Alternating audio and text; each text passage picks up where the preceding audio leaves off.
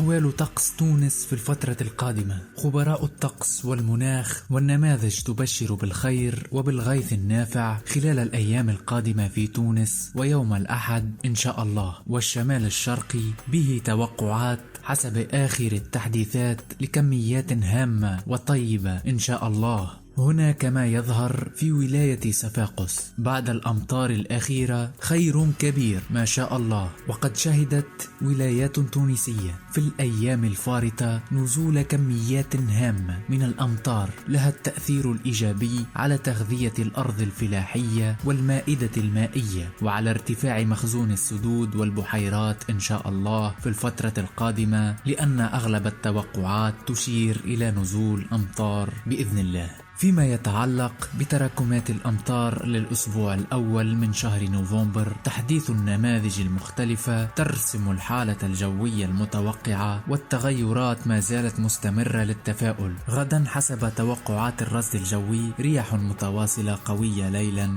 قرب السواحل وبالجنوب، حيث ترافقها دواوير رملية محلية. أمطار ضعيفة ومحلية ممكنة بالوسط الغربي، مع استمرار الحرارة الليلية في مستويات مقبولة. وهذا شلال وادي موسى شمال مدينة الحمامات من ولاية نابل أمس بعد الأمطار الغزيرة ما شاء الله.